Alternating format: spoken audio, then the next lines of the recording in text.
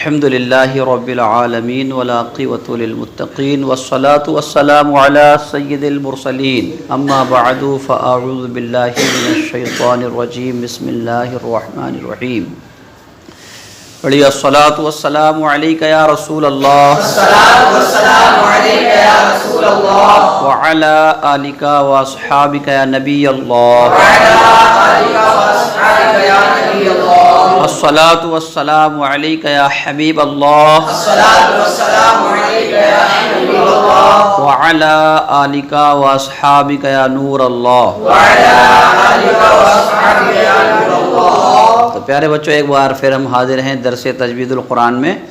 الحمدللہ ہم نے دو صورتیں سورہ فیل اور سورہ قریش کو تجوید کے قواعد کے ساتھ سمجھنے کی کوشش کی اور اس سے سیکھا ہم نے۔ الحمدللہ آج ہم سورہ ماعون کو سیکھیں گے انشاءاللہ تبارک تعالیٰ۔ کسے سیکھیں گے؟ سورہ ماعون کو۔ اور سورہ ماعون کی آج ہم پہلی آیت دیکھتے ہیں، اس میں کون کون سے قاعدے پائے جا رہے ہیں اور اس کو کس طرح سے پڑھا جائے گا۔ تو الحمدللہ آپ دیکھیں کہ سب سے پہلے جو ہمارا حرف ہے وہ حمزہ ہے۔ کیا ہے؟ حمزہ۔ دیکھنے میں تو یہ الف لگ رہا ہے، مگر جب الف پر زبر زیر پیش ہو جائے تو اسے کیا کہتے ہیں؟ حمزہ کہتے ہیں۔ اب کسی بھی حرف پر اگر کوئی حرکت ہو تو اس کو بغیر کھینچے اور بغیر جھٹکا دیے پڑھتے ہیں، آپ نے پڑھ لیا۔ را پر بھی زبر ہے تو را کو بھی کیسے پڑھیں گے؟ بغیر کھینچے اور بغیر جھٹکا دیے پڑھیں گے۔ اور را کے بارے میں ایک قاعدہ یہ بتایا تھا کہ را پر زبر پیش ہو تو را کو پر پڑھتے ہیں۔ کیسے پڑھتے ہیں؟ را کو۔ ہاں، تو را کو پر پڑھیں گے تو کیسے پڑھا جائے گا؟ ارو۔ کیسے پڑھیں گے؟ ارو۔ اب حمزہ پہ بھی زبر ہے تو اسے بغیر کھینچے اور بغیر جھٹکا دیے پڑھیں گے۔ پھر اس کے بعد یا ہے اور یا سے پہلے زبر ہے تو اس کو یا لین کہتے ہیں۔ کیا کہتے ہیں؟ یا لین، کیونکہ یہ حروف لین میں سے ہے۔ اور حروف لین دو ہیں، واو اور یا۔ کون کون سے؟ واو اور یا۔ ہاں، اور ان دونوں سے پہلے جب زبر ہوتا ہے تب یہ حروف لین بنتے ہیں۔ واو سے پہلے پیش ہوتا ہے تو واو مدہ بنتا ہے، یا سے پہلے زیر ہوتا ہے تو یا مدہ بنتی ہے۔ بات سمجھ رہے ہیں آپ؟ ہاں۔ اور واو اور یا پر اگر ان کی اپنے خود کے اوپر حرکت ہو تو پھر یہ غیر مدہ بنتے ہیں۔ کیا بنتے ہیں؟ غیر مدہ۔ انہیں پھر کہتے ہیں واو غیر مدہ یا غیر مدہ۔ بات سمجھ رہے ہیں آپ؟ مگر یہاں پر یا ہے، یہاں پر جزم ہے، اس سے پہلے زبر ہے تو اسے کیا کہیں گے؟ یا لین۔ کیا کہیں گے؟ یا لین۔ حروف لین کے بارے میں آپ نے پڑھا کہ حروف لین کو بغیر کھینچے بغیر جھٹکا دیے نرمی سے پڑھتے ہیں۔ کیسے پڑھتے ہیں؟ بغیر کھینچے بغیر جھٹکا دیے نرمی سے پڑھتے ہیں۔ پھر اس کے بعد تا پر زبر ہے تو زبر کو بھی پھر بغیر کھینچے بغیر جھٹکا دیے پڑھتے ہیں۔ تو پورا کلمہ اس طرح سے پڑھیں گے ہم، ارائیتا۔ کیسے؟ ہاں، ٹھیک ہے، اس میں کوئی حرف کھینچنا تو نہیں ہے، تو اس میں ارائیتا پڑھیں گے۔ اب تا کو لام میں اگر ملاتے ہیں تو پڑھیں گے ارائیتل۔ کیسے پڑھیں گے؟ ارائیتل۔ اب لام پر جو ہے تشدید ہے تو تشدید والے حرف کے بارے میں بتایا تھا کہ جس حرف پر تشدید ہو اس کو دو بار پڑھا جاتا ہے۔ کتنے بار پڑھا جاتا ہے؟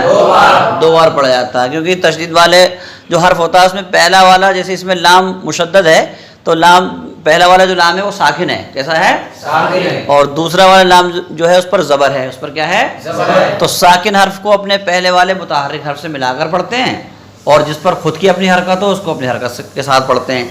تو تشدید والے حرف کو کچھ رک کے پڑھتے ہیں، ٹھیک ہے؟ تو کیسے پڑھیں گے؟ ارائیت الذی۔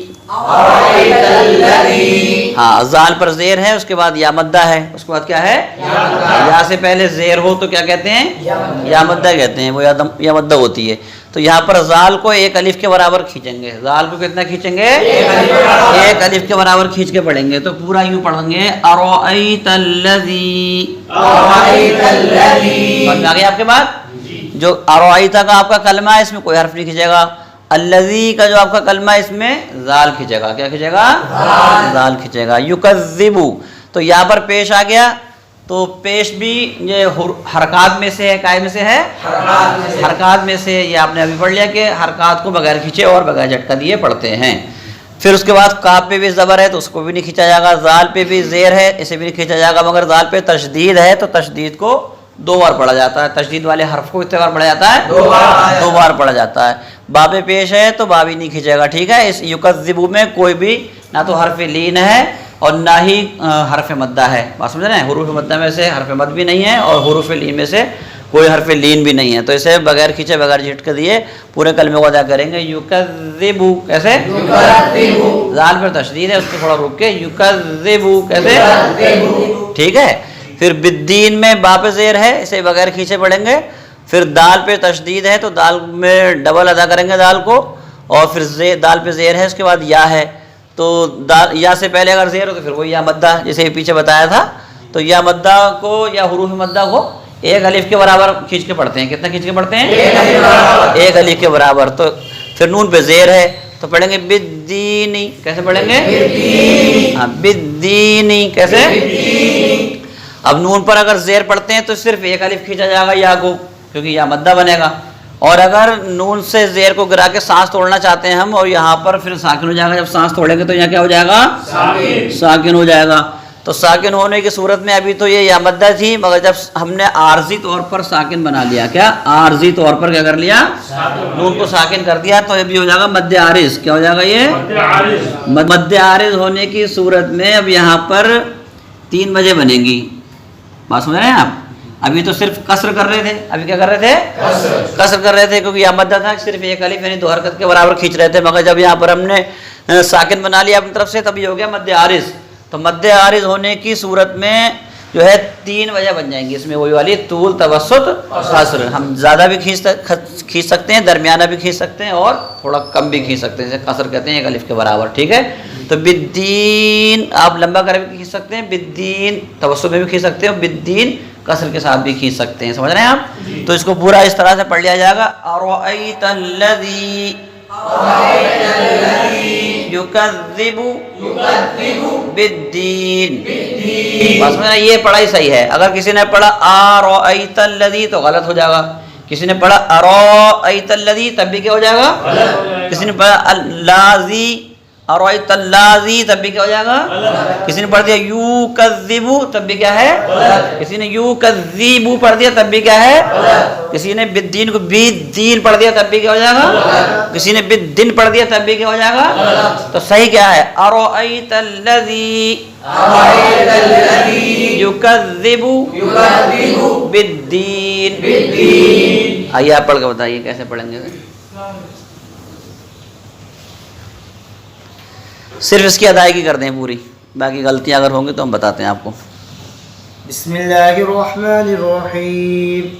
ارأیت الذی یکذب بالدین. ماشاءاللہ صحیح پڑھا انہوں نے. ایان بھائی آپ بھی سنا کے دیکھیں کیسا پڑھ رہے ہیں آپ. آپ نے کچھ سمجھا نہیں سمجھا بتائیے, پڑھیے اسے. اعوذ باللہ من الشیطان الرجیم. بسم اللہ الرحمن الرحیم. ارأیت الذی یکذب بالدین. ہم نے دیکھا آپ پڑھ رہے تھے تو آپ نے اس زال کو کھینچ کے پڑھا. تو اس زال کو کھینچ کے کیوں پڑھا آپ نے؟ یا مدہ ہے. اس کے آگے کیا ہے؟ یا مدہ ہے. تو جب یا مدہ آ جاتی تو کیسے پڑھتے ہیں؟ کھینچ کر پڑھتے ہیں. ٹھیک ہے ماشاءاللہ. بچے پڑھنے کے ساتھ ساتھ سمجھ بھی رہے ہیں. ٹھیک ہے آپ بیٹھ سکتے ہیں. تو الحمدللہ اسی طریقے سے اگر ہم کوشش کرتے رہے تو وہ دن دور نہیں ہے کہ پورا قرآن ہم تجوید کے ساتھ پڑھنا سیکھ جائیں گے. تو میں نے یہ بتایا تھا کہ سیکھنا اسی نیت سے چاہیے کہ ہم خود بھی سیکھ کے صحیح قرآن کو پڑھیں گے. یہ نیت ہونی چاہیے. قرآن کو جو سیکھ رہے ہو نا, اب اس میں اس کی نیت کیا ہونی چاہیے, آپ کی غرض کیا ہونی چاہیے کہ ہم سے اللہ راضی ہو جائے اور ہمیں قرآن صحیح پڑھنا آ جائے, ہماری نماز درست ہو جائے, اور جو ہم سیکھ رہے ہیں اس کو اس نیت سے بھی پڑھیں تاکہ ہم دوسروں کو بھی صحیح قرآن پڑھنا سکھا سکیں. تب آپ کو ماشاءاللہ اس میں ثواب بھی ملے گا اور آپ سیکھ تو رہی ہیں. اور اسی طرح سے جو ہمارے چینل سے جڑے ہوئے لوگ ہیں ناظرین, ان سے بھی ہم یہ گزارش کریں گے کہ الحمدللہ اس سے آپ خود بھی سیکھیں اور اس کو شیئر کر کے آگے بڑھا کے, اس کو لائک کر کے اور اس کو سبسکرائب کر کے دوسروں تک پہنچا کے انہیں بھی سیکھنے کا موقع دیں, تاکہ وہ جب وہ سیکھیں گے صحیح عمل کریں گے تو آپ کو بھی اس کا ثواب انشاءاللہ تبارک و تعالی ملے گا.